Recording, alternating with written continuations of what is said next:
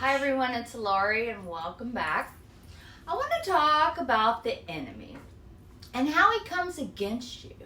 If you've been through domestic violence, gaslighting, or narcissistic abuse, you already know this. The enemy doesn't sneak in quiet. He comes in loud, messy, like a bull in a china shop.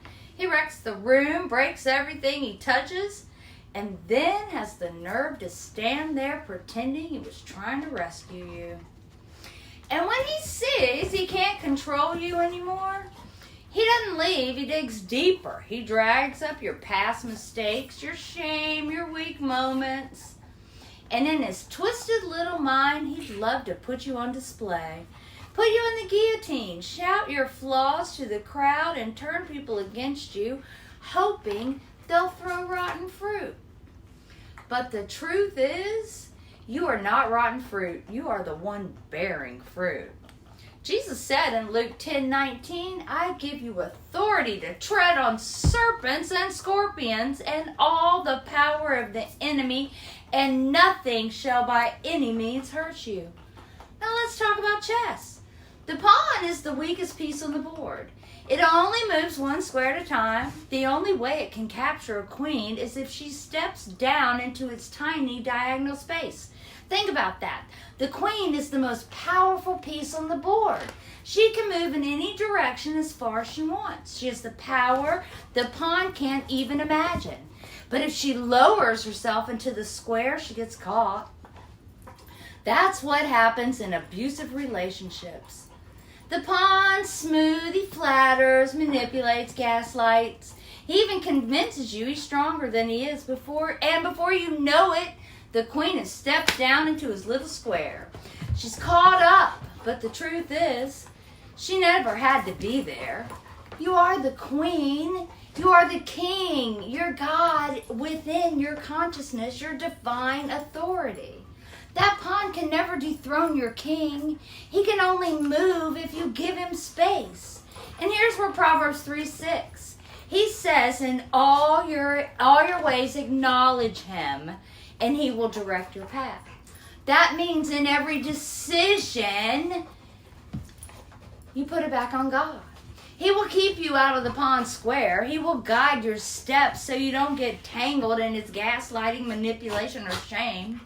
He keeps you walking in strength, not in their chaos.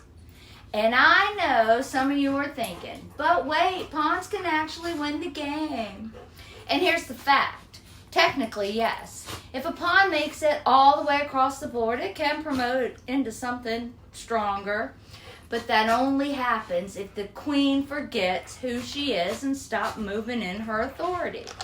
Spiritually, that's what happens when you let the enemy keep creeping in your life unchecked. When you go back to the abuser, when you feed the addiction, when you let critics define you, when you step out of acknowledging God in all your ways, that's how pawns promote. But as long as you are aligned with your king, as long as you are acknowledging him, letting him direct your path, pawns cannot win. They can creep, they can move, they can make noise, but they cannot dethrone the king. See, John 10:10 says, the thief comes only to steal and kill and destroy. But I have come that they may have life and it more abundantly. Abundant life, not condemnation life, not waiting life, not just surviving, but abundant life. And ladies, hear me. God is not some old angry man in the sky pointing his finger at you. That's not God. That's the enemy. God is breath in your lungs. Genesis said he breathed his life into you. Job, the Spirit of God gives you life. And Jesus said the kingdom of God within you means your joy, your abundance, your strength, your freedom. They're already alive inside you. So yes, pawns can technically promote. But in your life, they don't get that chance unless you let them. Addiction doesn't get to promote. Abuse doesn't get to promote. Critics don't get to promote. Lies don't get to promote. Because the king inside you is untouchable. And when the queen stands in her authority with her king beside her, She is unstoppable.